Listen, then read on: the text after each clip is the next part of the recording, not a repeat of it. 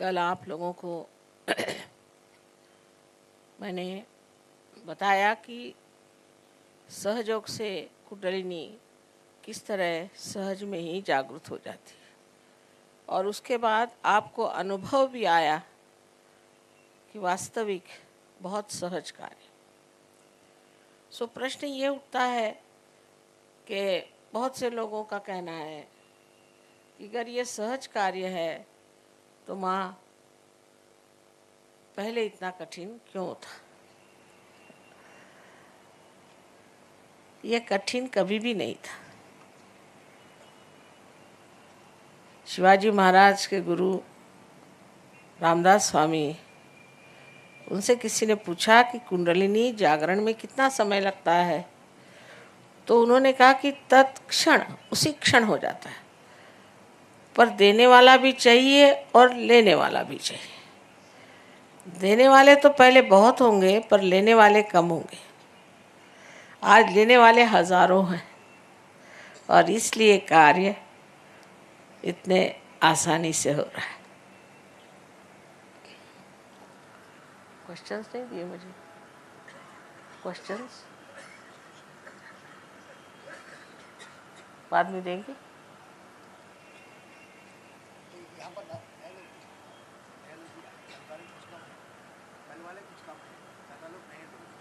अच्छा,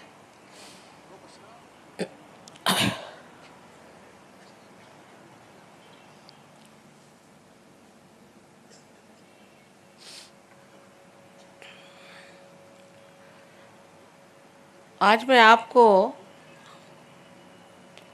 आत्मा के बारे में बताना चाहती हूँ, क्योंकि आत्मा को प्राप्त करो, आत्मा को सिद्ध करो, ऐसा तो सबने बताया, पर उसका निरूपण कहीं हुआ नहीं ठीक से कि क्या आत्मा चीज़ क्या है और उससे हमें क्या क्या प्राप्त होता है।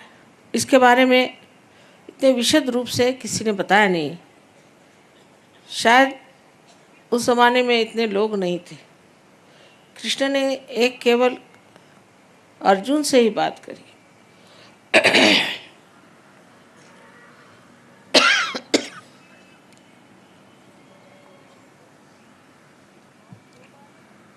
और जो बात अर्जुन से कही वो भी इस ढंग की है कि सर्वसाधारण बुद्धि का मनुष्य उसे नहीं समझ सकेगा, क्योंकि श्री कृष्ण एक डिप्लोमैट थे, डिवाइन डिप्लोमैट। वो ये जानते थे कि मनुष्य की खोपड़ी उल्टी बैठी, उसको सीधी बात बताएंगे तो कुछ समझ में नहीं आएगा, तो उल्टी तरफ से बात बताने से उसका दिमाग में बात आ जाएगी। नहीं, हजारों वर्ष पहले की बात है। तो उन्होंने 3 मार्ग बताए। अब वो बिजनेसमैन तो थे नहीं तो पहले सबसे गलत रास्ता बताते। ऐसा सस्ता माल सबसे पहले बिजनेसमैन बताएगा, तो उन्होंने सबसे बढ़िया पहले बता दिया कि तुम पहले ज्ञान को प्राप्त करो। ज्ञान को प्राप्त करने का मतलब नहीं कि आप किताबें पढ़ें। किताबें पढ़ने से कोई ज्ञान प्राप्त नहीं होता है। ज्ञान का मतलब है आपकी मज्जा तत्व पे, आपकी मज्जा संस्था जो है, सेंट्रल नर्वस सिस्टम है, उस पे आपको जानना है। ये ज्ञान है, ज्ञ।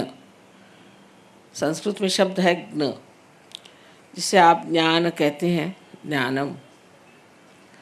ये शब्द थॉमस जब आया था हिंदुस्तान, ईसा मसीह का शिष्य, तो उसने भी यूज़ किया, पर उसकी किताब 1600 साल तक लोगों ने गाड़ के रखी। उन्होंने ही गाड़ी हुई थी। 52 किताबें गाड़ के रखी, डर की वजह से कि लोग उनसे कहेंगे कि ये आदमी जो है वो हेरेटिक है। हेरेटिक माने जो सही रास्ते से हटाने वाला, या ब्लास्फेमी है माने परमात्मा की बदनामी है। उन्होंने ये बात लिखी कि परमात्मा को जानना जो है वो एक अनुभव है, और जब तक वो अनुभव प्राप्त नहीं होता तब तक आप ज्ञानी नहीं हो सकते। और जो लोग उस वक्त ऐसे ज्ञानी हो गए थे उन्होंने उनका नाम ग्नोस्टिक्स रखा था, और जो ज्ञान को नहीं मानते थे एग्नोस्टिक कहते थे। पर जैसे हर एक जगह मुल्ला या प्रीस्ट्स या अपने हिंदुस्तानी भी लोग जो हैं, जो कि अपने को धर्म के अवतार समझते हैं, इन लोगों ने चाहा कि इस टॉमस की बात को फैलने देना नहीं चाहिए, और बिल्कुल उसके खिलाफत में हो गए। ये सब गलत बात है, इनके पास कुछ नॉलेज नहीं है, झूठ बात बोलते हैं, ये है। क्योंकि जब धर्म गर्भ पैसा कमाने का धंधा हो गया तो ये तो सब गलत हो ही जाएंगे।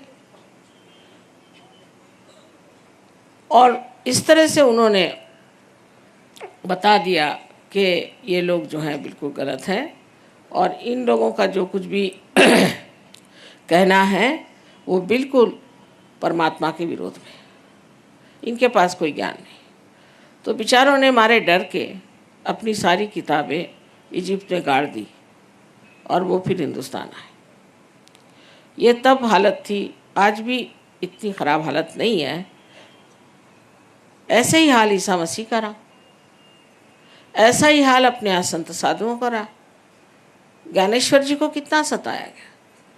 उन्होंने छठी अपनी जो उनका अध्याय, छठवां अध्याय, उसमें उन्होंने गीता का सब तो लिखा ही है, पर उसमें लिख दिया है कि कुंडलिनी के जागरण से ही आत्म साक्षात्कार होता है।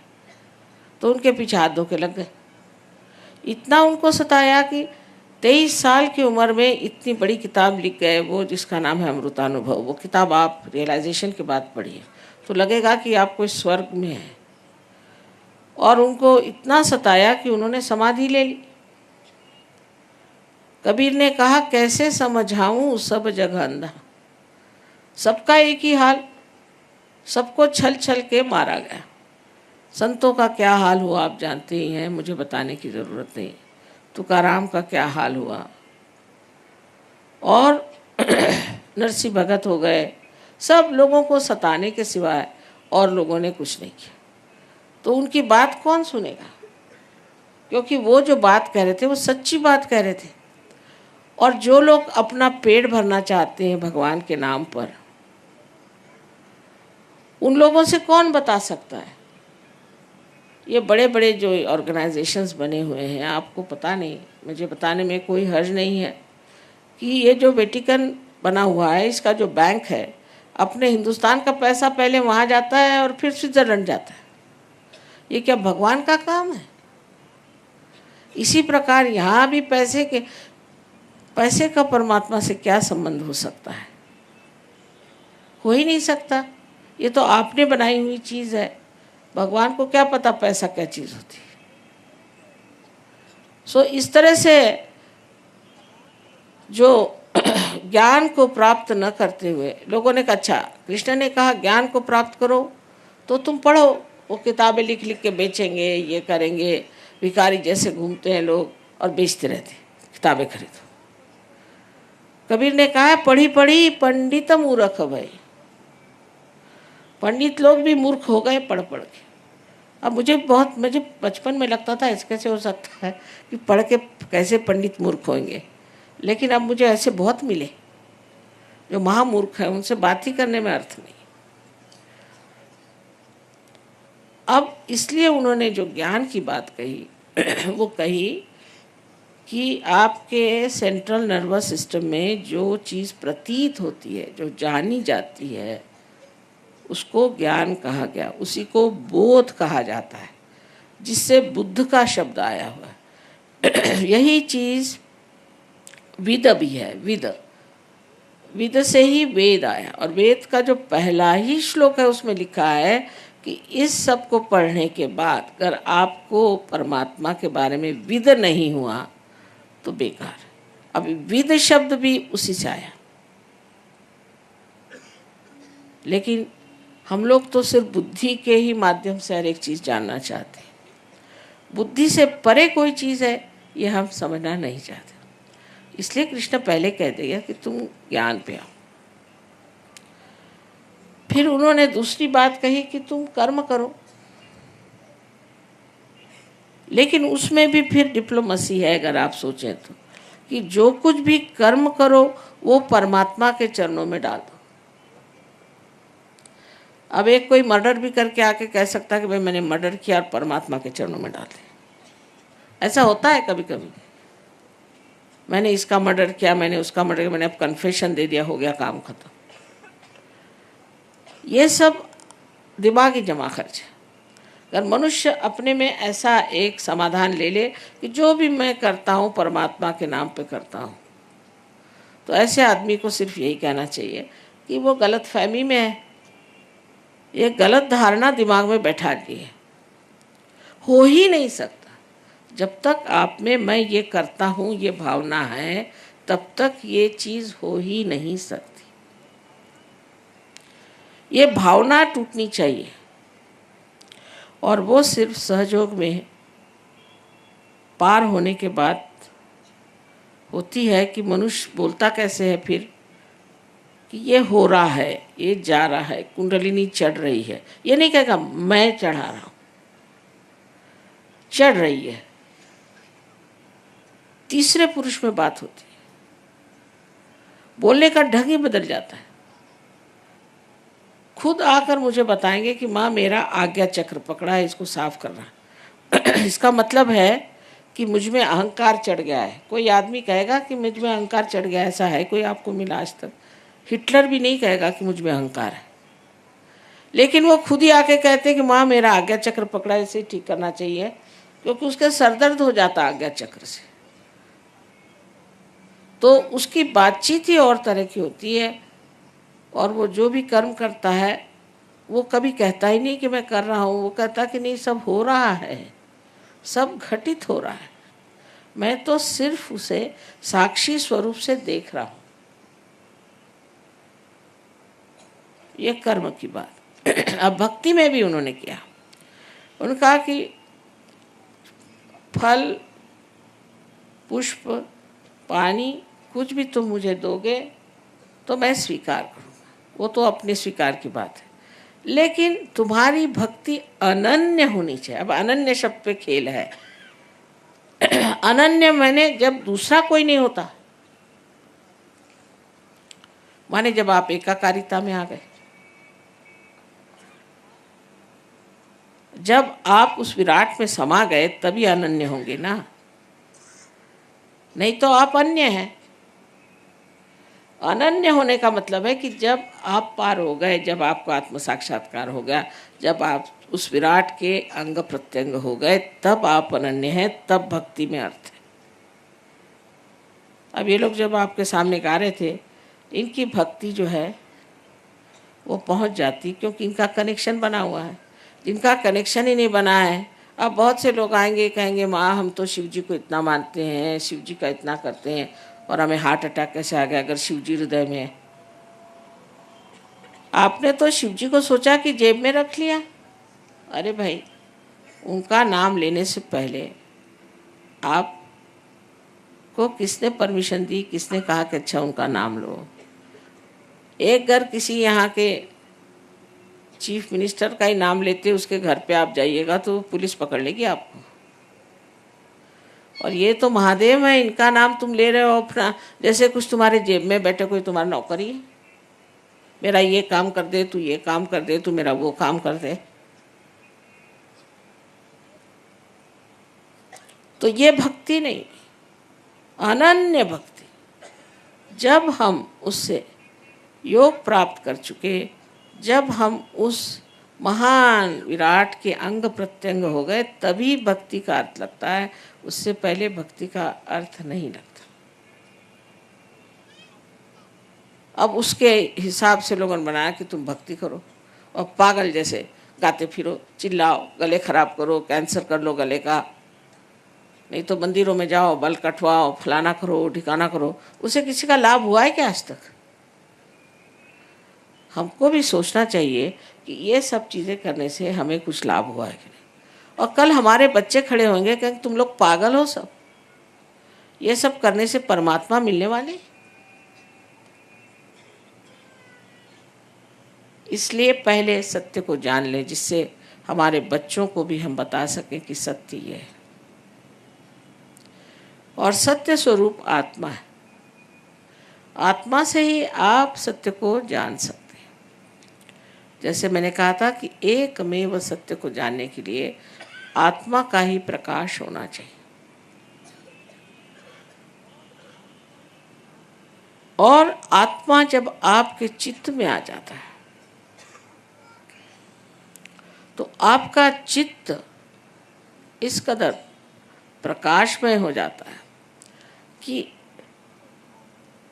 उस चित्त से आप जिसके बारे में भी सोचते हैं, एक कटाक्ष से भी आप दूसरों का फायदा कर सकते हैं। ऐसा चित्त होता है कि जहाँ भी आप चित्त डालें, फौरन आप जान जाइएगा कि इस व्यक्ति में क्या दोष है, इस व्यक्ति में क्या दोष है। आजकल आपको मालूम है कि हजारों ऐसे भोंदू गिरी करने वाले निकले हैं। उन्होंने पहन लिए कपड़े और निकल आए, कुछ ऐसा वैसा जंतर मंतर कर दिया, हो गया काम खत्म। और लोग उनके पीछे में पागल। कोई कोई तो जेल से छूट के सीधे काशाय वस्त्र पहन के जर्मनी चले जाते। एक से एक लोग हैं।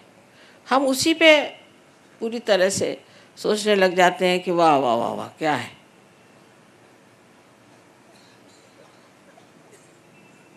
लेकिन हमारा दिमाग लगाएं इस चीज पर, अच्छा बुद्धि से ही सोचें कि हमने क्या पाया, हमको क्या मिला।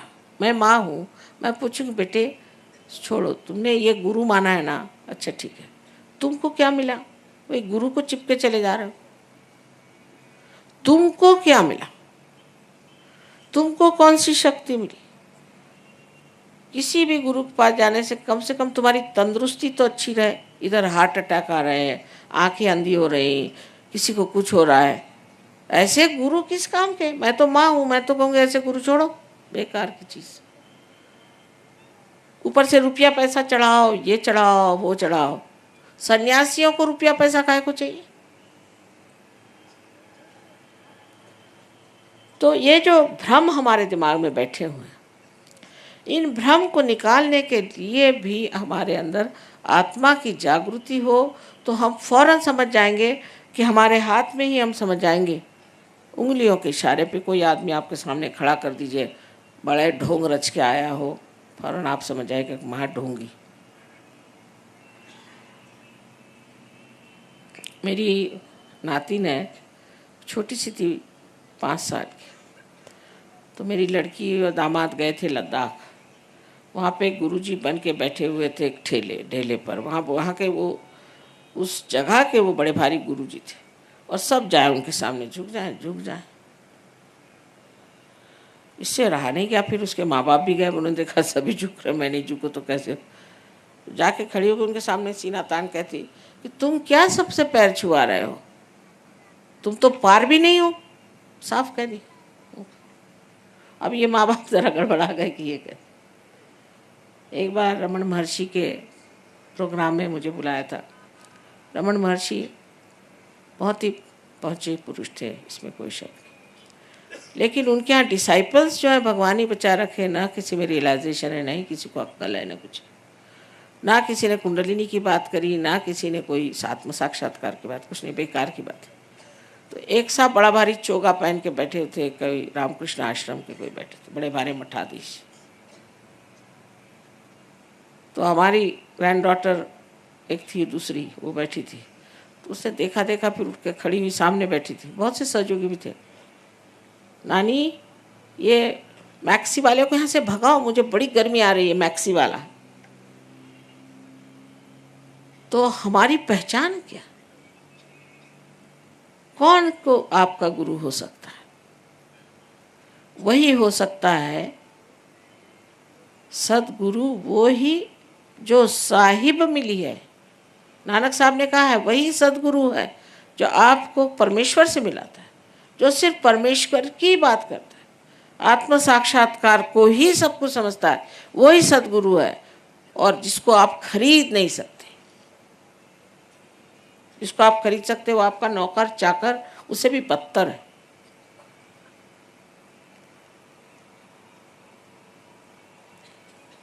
आप लोगों को खुद सोच लेना चाहिए कि हमने क्या पाया।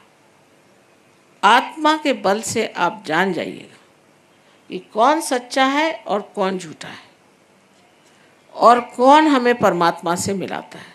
हाँ, अगर आपको और गलत सलत काम करने हुए तो दूसरी बात है, वो मेरे पास नहीं।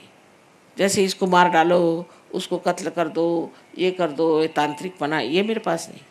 पर अगर आप परमात्मा को वास्तव में खोज रहे हैं और उसमें सच्चाई है, तो पहले ये सोचो कि हमने क्या पाया, हमें क्या मिला।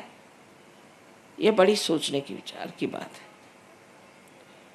मैं 1970 साल से इन लोगों के बारे में सबसे बताती आ रही हूँ। तो उन्होंने जाके बता दिया कि माँ आपको लोग मार देंगे। मैंने कहा मुझे मारने वाला अभी तक पैदा नहीं हुआ। किसी ने मेरे ऊपर केस नहीं की, किसी ने कुछ नहीं किया, सब चुपचाप बैठे। क्योंकि सच्चाई मुझे मालूम है। मैं तो उनके मुंह पर कह सकती हूँ कि तुम लोग सब झूठे हो, सबको बेवकूफ़ बना रहे और सबका पैसा खा रहे हो, और नर्क में ये जाएंगे और उनके साथ उनके डिसाइपल्स भी जाएंगे। ये लोग कभी आपस में झगड़ा नहीं करते। क्राइस्ट ने कहा है बहुत साफ कि सैतान will not speak against his own house. सबने एक एक कमरा ले लिया है। अरे भैया तू भी चलने दे अपना धंधा और मुझको भी चलाने दे। मेरे बारे में तो कुछ मत कहना, और मैं भी तेरे बारे में, तू भी अच्छा और मैं भी अच्छा। दोनों हाथ से हम पैसा इकट्ठा करें। सिर्फ पैसा ही इकट्ठा नहीं करते, आपकी कुंडलिनी खराब कर देते हैं, आपका शारीरिक आपको तकलीफ दे देते हैं। इनको क्या अधिकार है आपकी कुंडलिनी खराब करने का, या आप लोगों को सत्य से विचलित करने का? क्योंकि आप लोग परमात्मा को खोज रहे हैं, आप लोग भक्त हैं, आप लोग सीधे साधे हैं, इसलिए आपको बेवकूफ़ बना रहे हैं, और आप लोग भी उनके चक्करों में आ रहे हैं। वो भी मोहिनी मंत्र करते हैं, वो लोग भी मेस्मरिज्म चलाते हैं। मैंने देखा है कि लोग मार खाते जा रहे हैं, मार खाते जा रहे हैं। घर में बीमारी पे बीमारी, सब तरह के आफत, उनके घर से लक्ष्मी उठ गई, सब कुछ, पर तो भी वो गुरु के पाँव ही नहीं छोड़ेंगे। अरे भाई कुछ तो अकल रखो।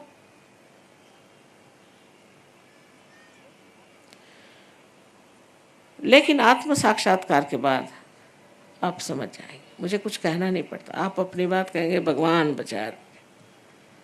अभी आपने डॉक्टर तलवार को देखा होगा, कल ऐसे ही चक्कर में थे वो, जो भागे वहाँ से तो उनका सारा खानदान, उनके सारे मित्र सब वहाँ से भागते।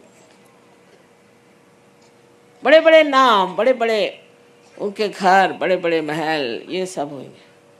इससे कोई भगवान मिलने वाले हैं?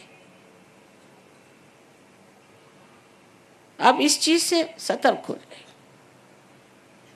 क्योंकि आप लोग विशेष लोग हैं। इस वक्त आपका जन्म हुआ है, आपको परम पद मिलने वाला है, और आप कोई सर्वसाधारण लोग नहीं कि जो अपने को ठगा लें या आपको नाश की ओर ले जाए।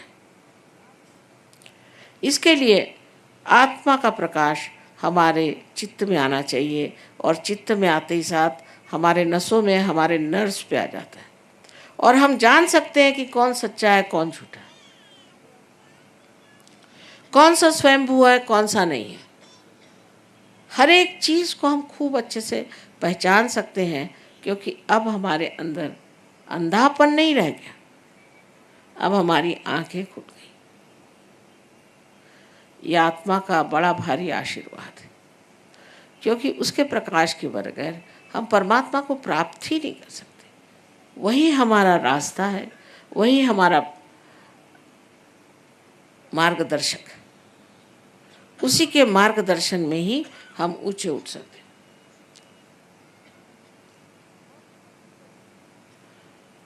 और सबसे बड़ी चीज़ आत्मा की जो है वो ये कि आपको वो आनंद के सागर में ढकेल लेता है। आत्मा का आनंद एक अपना विशेष है। अब ये लोग देखिए सब रईस घरों के हैं, यहाँ जो आए के पास मोटरें हैं, सब घर वर है, सब कुछ। अब यहाँ बेचारे कैसे भी रह रहे, 7-8 दिन से तो ट्रेनें में रह रहे हैं, और कुछ पूछो तो ना हम तो बड़े आनंद में हैं माँ। क्योंकि आत्मा का जो आराम है, कंफर्ट है, वो बहुत बड़ी चीज़ है। फिर दुनिया भर की चीज़ों से कोई मतलब नहीं। आपकी ईर्ष्या, आपकी घृणा किसी से, कोई सी भी ऐसी गंदी भावनाएं सब फटकती ही नहीं। कोई है अपनी जगह, कोई दूसरा अपनी जगह। कोई एक दूसरे की गर्दन नहीं काटता, कोई एक दूसरे को सताता नहीं। बस उस आनंद के सागर में सब मौज से रह रहे हैं। अब 55 देशों के लोग हैं। गणपतिपुणे में हमारा सेमिनार होता है जहाँ सब आएंगे। अभी भी आए हैं पर और आने वाले। ये कभी लड़ते नहीं आपस में, कभी झगड़ते नहीं, कोई नोच खसोट नहीं, कोई कभी झूठ बोलना नहीं, कोई पैसा खाना नहीं, कुछ नहीं कुछ नहीं कुछ नहीं। जब ऐसे लोग तैयार हो जाएंगे तो ये सब लड़ाई झगड़ा खत्म हो जाएगा। धर्म के मामले में सब धर्मों में हमारा विश्वास है। एक ही धर्म को लेकर बैठे, हमारा ही धर्म सबसे अच्छा है, हो गया झगड़ा शुरू। आपका धर्म का सबसे अच्छा है तो क्यों नहीं सारी दुनिया में आपने शांति प्रस्थापित कर दी। तो ये हम लोग विश्व धर्म के मानने वाले हैं, क्योंकि आत्मा विश्वव्यापी है। सबके अंदर एक ही परमात्मा का प्रतिबिंब है और सब लोग सामूहिक हैं और सारे विश्व में का हृदय में एक ही आत्मा का प्रकाश है। तो फिर हमारा कैसे धर्म अलग हो सकता है? हमारे यहाँ मुसलमान भी हैं, ईसाई हैं, जूस हैं। अब जूस लोग ईसा मसीह को नहीं मानते, ईसा मसीह को मानते हैं। मुसलमान लोग गणेश जी को मानते हैं। यहाँ पर भी एक दो आए हुए। और हिंदू लोग मोहम्मद साहब को मानते हैं, क्योंकि उनकी खूबियां हमें पता नहीं। जैसे घोड़े को बांध देते हैं ना ब्लिंकर्स, ऐसे हम लोगों ने बांध लिया हमारा धर्म सबसे अच्छा। फिर जो धंधा करना हो धंधा करो, उसमें कोई हर्ज नहीं, कोई से भी धंधे करने में हर्ज नहीं। पर हम ये हैं, हम इस जाति के। विश्व धर्म की स्थापना अब हो गई और ये लोग सब विश्व धर्मी हैं। हर धर्म का मान है, हर तरह के लोगों का मान है, हर देश के लोगों का मान है। और सबसे अधिक जितने अवतरण हो गए, जितने प्रेषित हो गए, माने प्रॉफिट्स हो गए, जितने दृष्टा हो गए, जितने संत हो गए, इन सब का विश्वव्यापी स्वरूप समझ करके ये लोग उनको मानते हैं। मानने का मतलब ये नहीं कि मैंने मान लिया, मैंने राम को मान लिया, बस राम को मान लिया इसका मतलब आप राम हो गए क्या? आपके अंदर राम के कौन से गुण आए बताइए? श्री राम को तो आपने मान लिया और आपके अंदर कौन से गुण आए? अभी एक साहब मिले थे, बड़े भारी मिनिस्टर, कहे श्री राम को मैं मानता हूँ, अपना भतीजा, अपना भांजा, अपना ये, उसको सबको नौकरी लगा रहे हैं। मैंने कहा उन्होंने तो अपनी बीवी को तक छोड़ दिया और आप ये सब रिश्तेदारी लगा रहे हो, तो कहाँ से राम को मानते हो? मैं तो राम को मानता हूँ। माने राम बड़े कि आप? इस तरह की हम अपने साथ छलना करने से कोई फ़ायदा नहीं।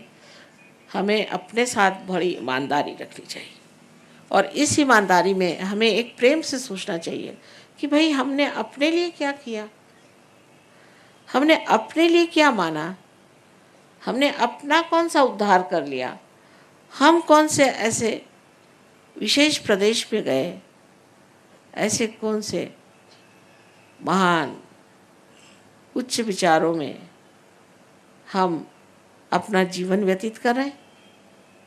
ऐसा तो कुछ हुआ नहीं, तो फिर मान लेने की बात क्या?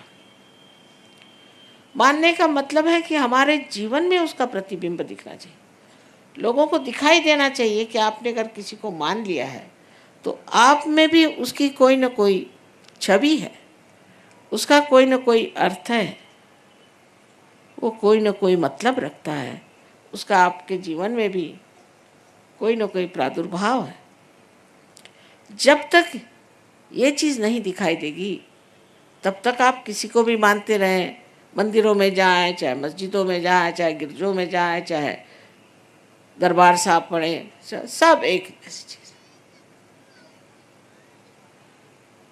उससे अब बच्चों में ये बात आ गई कि क्यों ये सब करें हम, और सही भी बात है क्योंकि वो बुद्धि लगाते हैं। आपको चाहिए कि अब धर्म को आप पूरी तरह से जानें और इस धर्म को क्यों पालन करना है। क्यों धर्म को पालन करने को कहा था?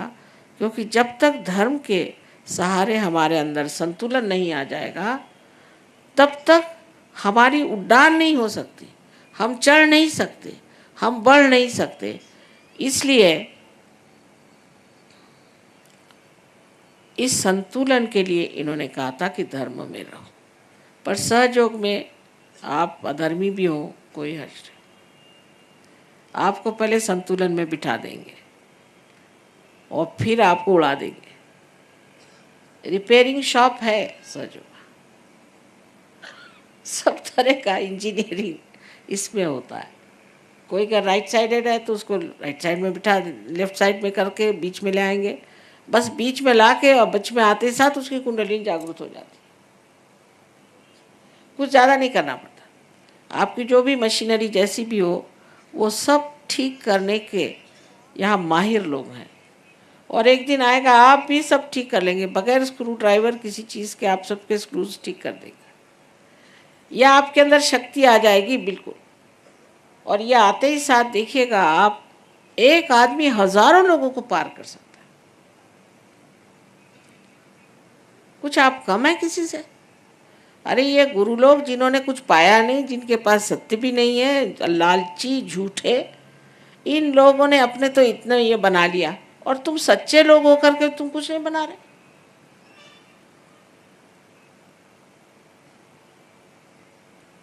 अपनी शक्ति को जानो। मुझको मान लेने से कुछ फायदा नहीं, मुझको मानने से क्या फायदा है? कुछ भी नहीं। आपकी शक्ति को मानो, उसको जगाओ और उसके शक्ति स्वरूप हो जाओ। तो आज मैंने आपसे बताया है कि आत्मा से आपको किस तरह से आपका चित्त आलोकित हो जाता है, और आप सत्य को किस तरह से जानते हैं, और किस तरह से आप आनंद में विभोर हो जाते हैं। ये सब चीज़ें वास्तविक में होती हैं। ये कुछ मैं ऐसी बातें नहीं बता रही हूँ कि जिससे बच्चों को माँ भुलाती रहती है। वास्तविक सच्ची बात है, और ये सब आप सब कुछ प्राप्त कर सकते हैं, बहुत आसानी से प्राप्त कर सकते हैं। सिर्फ ये है कि अपने साथ सच्चाई रखो और अपने को किसी के हवाले मत कर दो। अब क्या करूं, मैं इस गुरु का शिष्य हूँ। क्या तुम इसलिए पैदा हुए थे कि इस गुरु के शिष्य बने रहो जिंदगी भर? तुम किस लिए पैदा हुए थे? नाम आनंद, और शक्ल देखिए तो ऐसी कि अभी कब्र में जा रहे। तुम्हारे माँ ने पता नहीं क्या सोच के तुम्हारा नाम आनंद रखा था। पता हुआ उस गुरु की मैं सेवा कर रहा था माँ, तो ऐसा ही हाल हो गया मेरा, कैंसर से मर रहा हूँ। अगर तुम कैंसर से मर रहे हो तो तुम्हारा गुरु क्या कर रहा है?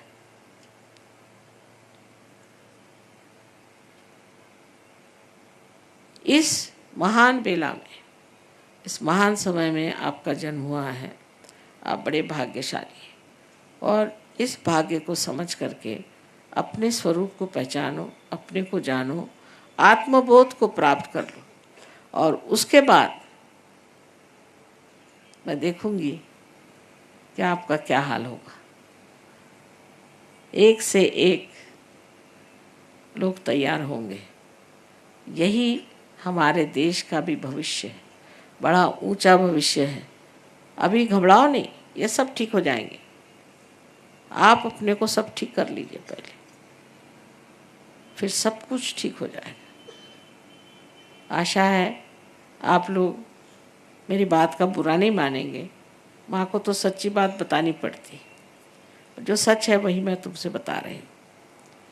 और मैं चाहती हूँ कि हैदराबाद में बहुत से लोग सहयोगी हो जाएं, सो सारे दुनिया से लोग यहाँ आए आपके पास, क्योंकि ये भूमि कोई विशेष मुझे लग रही है। पता नहीं, मैं पूछ रही थी कि यहाँ क्या बात है कि यहाँ के इस कदर चैतन्य इतना ज़्यादा आकाश में दिखता है मुझे। तो कोई ना कोई विशेष चीज़ है जिसलिए आप यहाँ आए हैं, और कोई ना कोई विशेष आप भी हैं जिसे आप विशेष पा लें। मेरा आपको सबको अनंत आशीर्वाद।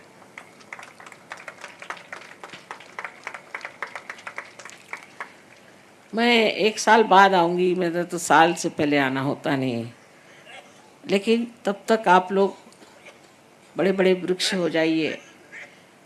और यहाँ जो सहयोगी लोग हैं उनकी बातें बुरा नहीं मानना, अगर वो कुछ बताएं तो बुरा नहीं मानना। वो लोग भी ऐसे ही थे, फिर वो लोग भी ठीक हो गए, और अब आप लोग भी सब ठीक हो जाए। इसलिए जो कोई भी तकलीफ़ हो या कुछ भी हो वहाँ बता देना। दूसरी बात, आप लोग चाहें तो मुझे चिट्ठी भी लिख सकते हैं, पर मेरा तो घूमती रहती हूँ मैं, पर जहाँ भी रहूँगी आपकी चिट्ठियाँ आ सकती। पर सबसे बड़ी चीज़ है कि आप इसमें लगन से इसको प्राप्त करें। सारा ज्ञान आपको फ्री मिलेगा, बिल्कुल उसमें कुछ करने का नहीं, पर आपको थोड़ा सा समय देना पड़ेगा। समय ये कि आप जाएं प्रोग्राम में, वहाँ लोगों से मिलें, उनसे बातचीत करें और प्राप्त कर लें। अब इसके बाद हम लोग कुंडलिनी जागरण का प्रयोग करेंगे। जिन लोगों को कुंडलिनी जागरण नहीं चाहिए उन पे बिल्कुल ज़बरदस्ती हो ही नहीं सकती, क्योंकि ये जीवंत क्रिया है। मैंने कल भी कहा था, जैसे एक बीज है, उसको अपने ही आप पनपना पड़ेगा, उसके लिए कोई ज़बरदस्ती आप नहीं कर सकते। इसी तरह से जिनको मन में शुद्ध इच्छा है कि हाँ मेरा आत्म साक्षात्कार हो जाए, आत्मबोध हो जाए, वही लोग बैठें, और बाकी लोग जो हैं वो न रहे तो ही अच्छा है। क्या कर रहे थे प्रश्न के लिए?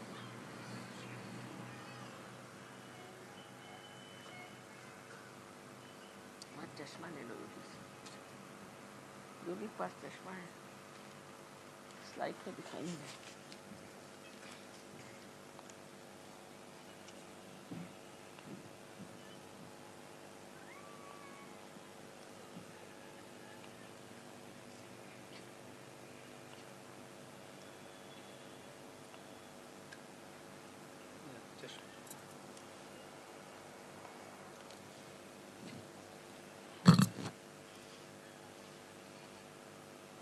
अब इन्होंने पूछा है, पहला प्रश्न है, please explain what is mind, मनस। अब टाइम तो है नहीं ना ये सब चीज़ों का, पर मैंने इस पर बहुत से लेक्चर्स दिए हैं। आप सोचिए, अंग्रेज़ी भाषा में ही कोई 3-4 हज़ार तो उसमें होंगे, हिंदी भाषा में कोई 5,000 लेक्चर्स दिए, और आपको ये सब टेप्स मिल सकती हैं। आप जो भी जानना चाहें उन टेप से जान लीजिए, क्योंकि टाइम नहीं, बड़ा सब्जेक्ट बहुत बड़ा आपने दिया। वाई ह्यूमन बीइंग इज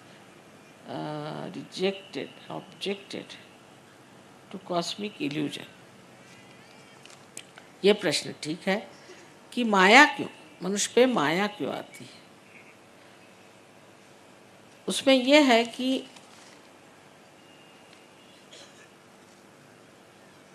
मनुष्य की जो उत्क्रांति है वो धीरे धीरे हुई, इवोल्यूशन धीरे धीरे होकर मनुष्य की स्थिति में है।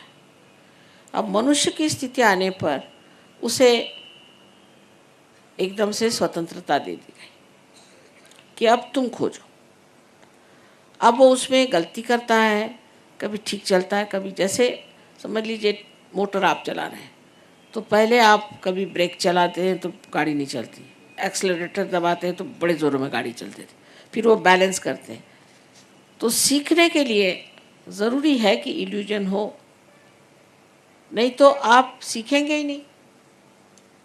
मनुष्य इतना हठी है कि उससे अगर कहा जाए यही एक रास्ता चलो, इससे कभी नहीं जाएगा। इससे जाने को कह रहे, मैं उसी से जाऊंगा।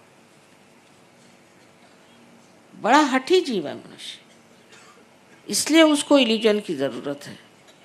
पशु तो पाश में है परमात्मा के, लेकिन मनुष्य इल्यूजन के बगैर समझ नहीं सकता।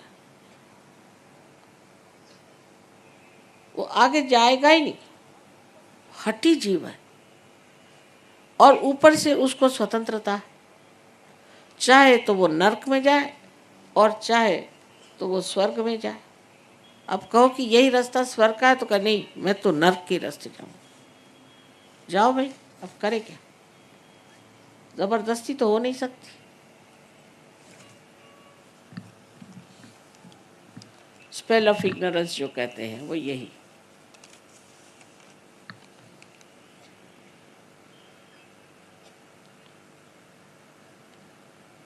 हाँ हाँ, इन्होंने पूछा है सर्वाइकल स्पॉन्डिलाइटिस सहयोग से ठीक होता है? बिल्कुल ठीक हो जाता है, इसमें कोई बात नहीं, बिल्कुल ठीक हो जाता है।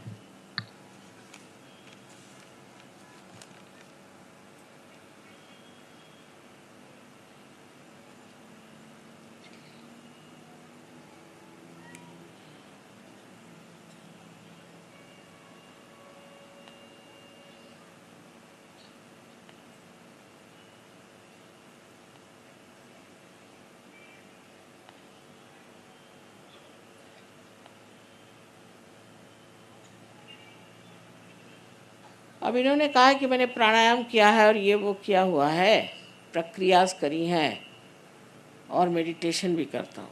मेडिटेशन आप कर नहीं सकते, मेडिटेशन में होना पड़ता है।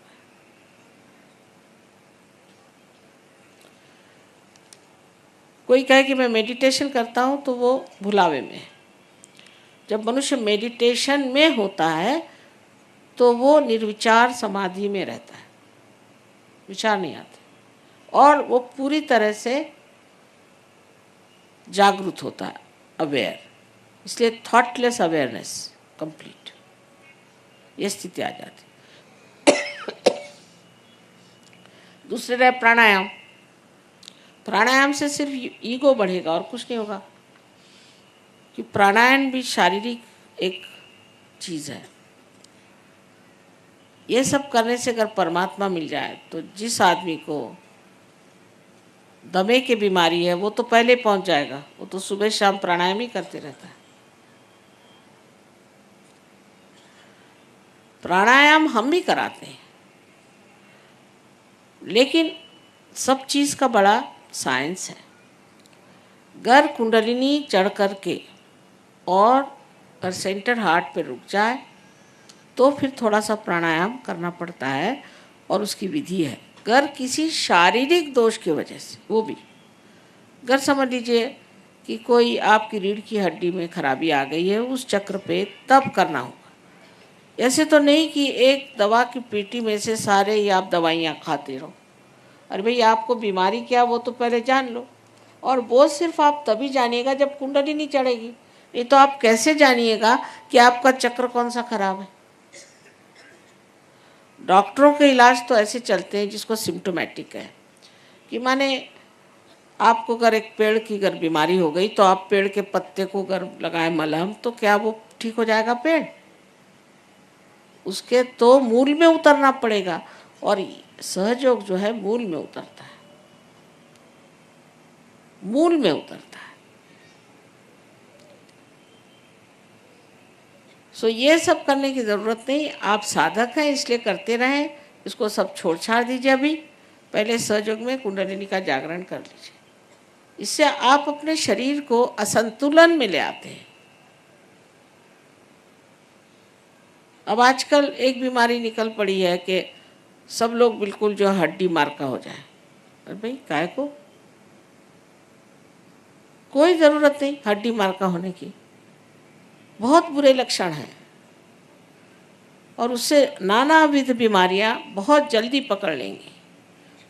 ये मैं मानती हूँ कि शरीर को सबल रखना चाहिए, एक्टिव रखना चाहिए, इनएक्टिविटी नहीं आनी चाहिए, ये सब बातें। पर एकदम सब लोग हड्डी मारका हो जाएं, उसकी क्या ज़रूरत है? मेरी समझ नहीं आता। कोई सी भी एक चीज़ शुरू हो जाती है तो लोग उसको करने लग जाते हैं। बहरहाल हम लोग इतने गुलाम नहीं हैं जितने परदेसी लोग हैं। वहाँ तो निकला कि समझ लो इधर के बाल झाड़ दो, इधर के बाल झाड़ दो, बीच के रखो, तो सारी दुनिया में वैसे घूमते लोग। अरे उनसे पूछा ये काय को करते हो? एक एक उसका 50-50 पाउंड दे के इधर के बाल काट देंगे, इधर के बाल बीच में बाल रखेंगे, और वो भी लाल रंग के। तो कहेंगे कि व्हाट्स रॉन्ग? अभी इनका जवाब क्या, व्हाट्स रॉन्ग। पर काय को ये रंग लगाते हो जिससे कि आपकी आँख अंधी हो जाती। फिर कोई फैशन चला कि बिल्कुल टाइट पैंट पहने के, इतनी टाइट कि आप उतार ही नहीं सकते 8-8 दिन, पता नहीं नहाते भी उसी के साथ, इतनी टाइट। उससे वेरिकोज वेन्स हो गए। तो आप चला कि लूज पैंट पहनो, तो इतनी लूज कि आप गिर जाएंगे उससे। तीसरा चला कि आप होली पैंट्स करो, उसमें होल्स बनाओ, तो सारे लोग होल्स वाली पैंट्स पहन के ऑफिस में जाते। और इतनी ठंड उस लंदन में, वहाँ आप होल वाली पैंट पहनने की क्या ज़रूरत है। आप लोग इतने अभी गुलामी में नहीं, भगवान की कृपा से हमारे परंपरा ट्रेडिशन ऐसी है कि ऐसी बेवकूफ़ी की चीज़ गाए ना तो वो कहेंगे अरे भाई तुम ही करो, हम कर बस का नहीं। अभी मैं तो विलायत उधर बहुत रही हूँ, तो मैं तो मेरे समझ नहीं आता कि औरतें तो और भी सत्यानाश। कुछ फैशन शुरू हो गए अपने यहाँ। आई थी थोड़े दिनों में वो मिनी साड़ी की फैशन, वो बम्बई में आके लौट गई। औरतों ने कहा ये कौन करने चाहिए, चुप जाओ तुम, हमको नहीं चाहिए। और वहाँ औरतें तो उससे भी सत्यानाश है। अभी फैशन निकली कि सिर्फ मोजे पहन करके और ऊपर कुछ पहन करके, और बड़ा भारी फैशन, वो सबको टीबी हो गया, क्या क्या हो गया, अजीब फैशन निकालते। वहाँ पे बड़ी गुलामी है इस चीज़ की, दिमाग ही नहीं लोगों के पास में। फिर निकला कि सर में तेल ही मत लगाओ, बिल्कुल तेल नहीं लगाने। चलो भाई आपको तेल नहीं लगाना है तो कम से कम नहाने से पहले लगा लो, या एक आध दिन लगा लिया करो। सबके बाल उड़ गए, कुछ रहा ही नहीं। फिर उसके बाद निकाला कि आप वैक्स करो बालों को, ऐसे ऐसे निकलना चाहिए बाल, यूँ बाहर, कोई स्पेशल चीज़। वो वैक्स लगाने से उनके बाल ही साफ, यंग एज में बाल डेड हो गया। फिर यहाँ से आप लोग उनको विग्स भेज रहे हैं। अजीब बेवकूफ़ पना है। आप लोग उनको बहुत समझदार समझते हैं तो बड़ी गलत फहमी है। नहीं, बेवकूफ़ लोग कि आप उन लोगों से अगर समझें तो कहेंगे कि इनको तो कोई मैच्योरिटी नहीं। अब अमेरिकन्स हैं, इतने जैसे कोई अल्हड़ लोग नहीं होते वैसे बेवकूफ़ हैं यहाँ से वहाँ तक। अब उनकी वो जो भाई एलिजाबेथ टेलर है, उसने 8वीं शादी करने के लिए बेचारी वो खड़ी हुई, पता नहीं वो भी क्या बूढ़ा, और उसका 20 साल छोटा आदमी। लेकिन वो जो हनीमून में जा रही थी तो उसको देखने के लिए हज़ारों लोग वहाँ गए, इससे डबल। अच्छा ये तो कुछ भी नहीं, वहाँ 10 हेलीकॉप्टर्स ऊपर घूम रहे थे, और ऊपर से पैराशूट गिरे, कुछ तो लोगों पे गिरे और कुछ गिर गए। वहाँ पे जो पेड़ थे वो पेड़ भी टूट गए। जैसे अपने यहाँ मेले नहीं लगते, ऐसा मेला लगा था। ऐसे बेवकूफ़ लोगों से आपको क्या सीखना है। माँ बेवकूफ़ है।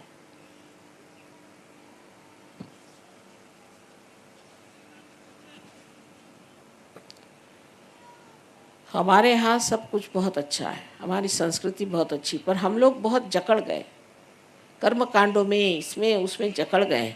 वैसे हमारी संस्कृति बहुत अच्छी, न माँ का आदर, न बाप का आदर, न किसी का आदर। कोई देश है वो?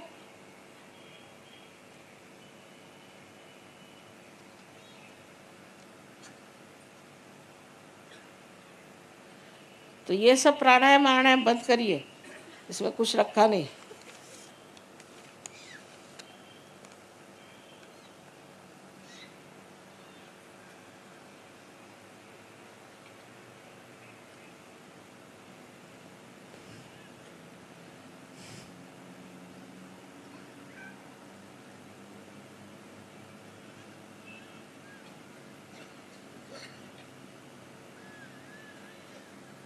This gentleman,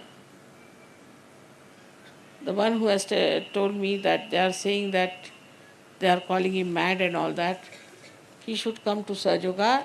You can get cured and everything will be all right.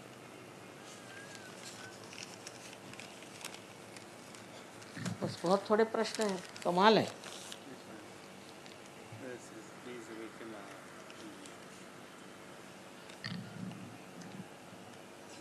ये बहुत अच्छा प्रश्न है।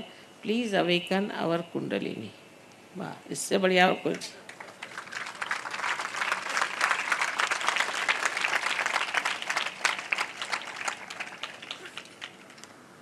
यही सबसे अच्छा प्रश्न है। इससे अच्छा प्रश्न और क्या हो सकता है मेरे लिए। हाँ जी,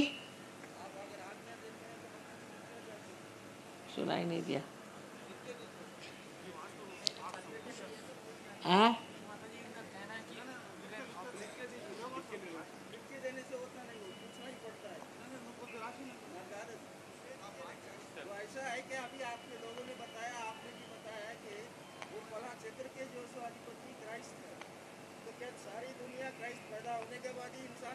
नहीं, क्राइस्ट बहुत पुरातन है। बैठिए, उस पर मैं बताती, नाराज होने की बात नहीं। बैठी, यही है कि क्राइस्ट को नहीं मान सकते। बैठिए आप। अच्छा, बैठ जाइए, बैठ जाइए, बैठ जाइए। नहीं नहीं, मैं बता रही हूँ, आप बैठिए ना, बैठ जाइए। अरे, आप कोई भी किताब पढ़ के मेरे सर पे मत हो जाइए, मेहरबानी करिए। पहले अपनी किताब पढ़िए, सुनिए। हाँ, आप सुन लीजिए आप, कि इस चक्र पे क्राइस्ट है कि नहीं है। अब क्राइस्ट कौन है? अगर हम बताएं तो आप विश्वास करेंगे? आप देवी महात्म्य पढ़ा है आपने? आप ये अंग्रेजी किताब छोड़ के देवी महात्म्य पढ़िए, फिर आप जान लीजिएगा कि क्राइस्ट कौन है। अच्छा,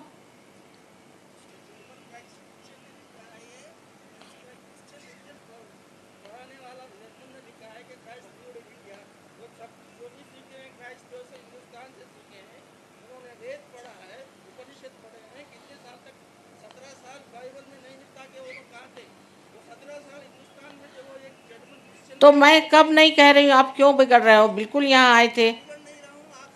आप बैठ जाइए, बैठ जाइए। ना ना ना, आप बैठिए, बैठिए। कौन कह रहा है कि वो यहाँ नहीं आए थे? मैं कह रही हूँ क्या? मैंने ऐसे कहा क्या? उल्टा उनको शालीवाहन मिले थे, और शालीवाहन ने पूछा कि तुम्हारा नाम क्या?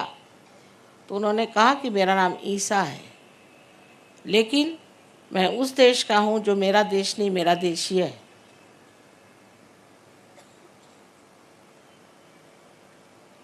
समझ गए आप?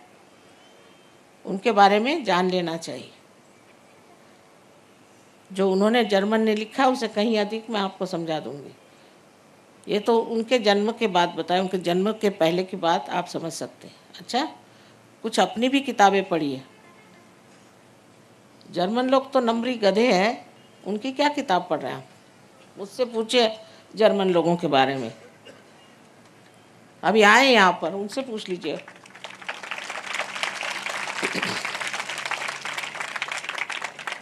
अभी इस जर्मनी को इधर कर दिया, बड़ा नुकसान हो जाएगा। वो सबको मार पीट रहे हैं, वहाँ जितने भी और लोग गए हैं वहाँ, उनको मार पीट रहे हैं।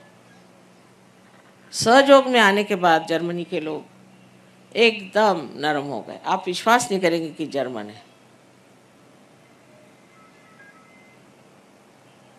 पढ़ने लिखने में तो बहुत तेज है। सबसे ज़्यादा तो उन्होंने बेवकूफ़ जैसे कुंडलिनी पे ही लिखा है जर्मन वालों ने। वो क्या समझने की बात है? उन्होंने कहा कुंडलिनी पेट में होती है, तो जर्मन ने लिखा है इसलिए मान लेना चाहिए क्या? इतनी बड़ी किताब लिखी।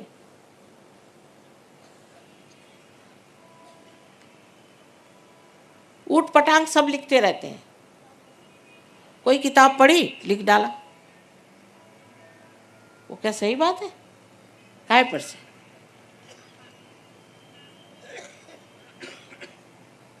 वो लोग नहीं मानते, हम ही लोग उनको मानते हैं, वो लोग नहीं मानते। एक से एक ऊट पटांग वहाँ लोग हैं। मैं कहाँ कह रही हूँ कि ईसा मसीह यहाँ नहीं आए थे, ऐसी बात तो नहीं, आए तो थे, अनादिकाल से यही है। लेकिन उनको समझने की ज़रूरत है, सबको समझने की ज़रूरत है। किताब से नहीं समझ सकते, आप कुंडलिनी से समझ लेंगे। अब सोचिए कि जूस लोग अगर ईसा ईसा को मानने लग गए, तो कोई ना कोई बात तो है। उनकी अकल कैसी आ गई?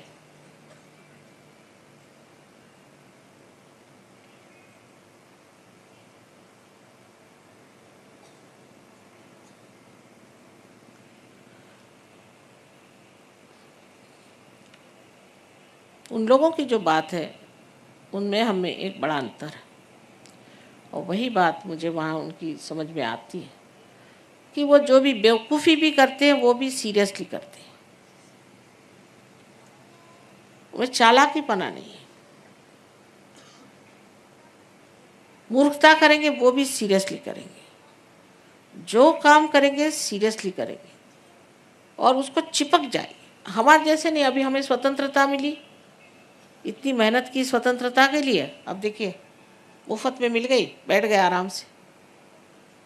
सहयोग में उतरेंगे नहीं, उतने गहरे कभी उतरेंगे ही नहीं, इंडियंस कभी उतर ही नहीं सकते। इनको देखिए,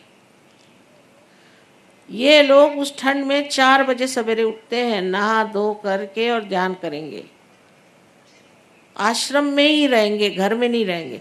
अभी किसी से यहाँ हमको दिल्ली में एक आश्रम बनाया, इतना खर्च करके आश्रम बनाया, बड़े मुश्किल से 2 मियाँ बीबी को तैयार किया, उनको पैसा दिया कि जाके रहो, 4 दिन में वापस। अपना खाना चाहिए उनको, बीबी पे जम दबाने को चाहिए, आश्रम में कैसे रहेंगे, नहीं रह सकते। इनकी गहराई को उतर के दिखाइए, इसीलिए क्योंकि फिर जब सहयोग में आए तो एकदम गहरे चले। अब ये अंग्रेज की खोपड़ी कितनी खराब होती है आप जानते हैं ना, वो हार्ड नट्स कहती हूँ मैं। लेकिन जब उनका नट टूटा तो सारे दौड़े, सारे लाइब्रेरी से ये ला तो वो ला, सारी स्कॉलरशिप जो थी सहयोग के चरणों में। और हम लोगों में क्या है, ठीक है माँ मेरी बहन बीमार तो बाप बीमार तो ये बीमार तो उसको ठीक कर, तो मैं बीमार, अच्छा बाबा ठीक कर दिया, फिर उसके बाद फिर मेरा ये ठीक नहीं तो वो ठीक नहीं तो मेरा जॉब ठीक नहीं तो फलाना नहीं ठीक, अच्छा भाई वो भी ठीक कर दिया, फिर कुछ और। पर सहज में गहरे उतरने की इच्छा है कि गहरे उतर।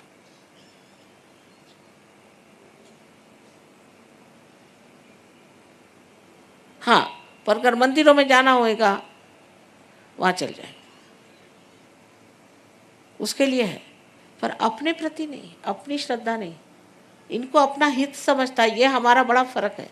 अगर हम लोगों को अपना हित समझे ना तो अपना देश ही बदल जाए। हम लोग को अपना हित ही नहीं समझता, किस चीज़ में अपना हित है।